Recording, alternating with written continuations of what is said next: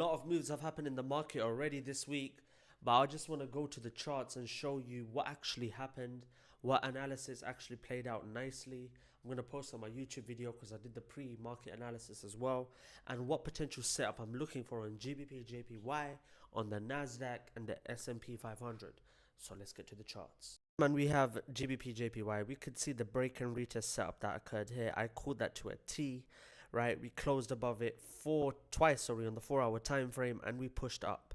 Now we're seeing GBP JPY is clearly bullish. I don't see no head and shoulders reversal patterns. I don't see no, clear break of structures. So what does that mean? I'm looking for buys. If the 4 hour, the daily and the weekly are all bullish, why am I going to go against these army of buyers?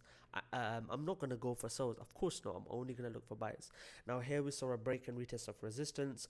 Now we can potentially see us retest this previous higher high 4 hour structural point and a continuation to the upside. Now if that does not be respected, I can look for a double bottom bounce play of this level right here, right, for us to continue to the upside. So let's see what happens. Either we're going to respect either zone.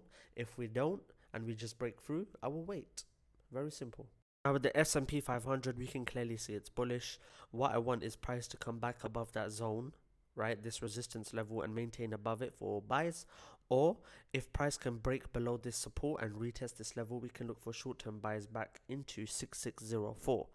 Now we just need to see what the daily looks like. If we go to the daily, obviously the daily is clearly bullish, but if you see right here, if we can get some sort of bearish engulfing and price closes below that zone, right, and retest this resistance level, we can look for short-term buys. I won't be in the trade for too long because it's a counter trend trade, but this, for me, if we're below that zone, if we're maintaining below that zone, if we've got daily bearish momentum below that zone, what I'm going to do, I think there's a higher probability of a fall down than a push up, so I will look for sells, right? But other than that, I'm mainly looking for buys because I want to go with the trend, right?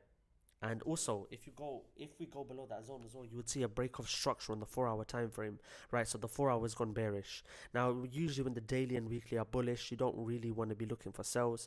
Now, the only time you can is if the 4 hour shift structure, but of course you need to recognize that this is more of a risky trade. So you need to accept the risk, maybe lower your risk because it's a counter trend trade. But obviously this comes with a bit more experience. When you've been trading for a long time, you get to recognize the short sort of pullbacks on the daily time frame, which on the lower time frames of the 4 hour looks like a break of structure and a bearish trend on the 4 hour.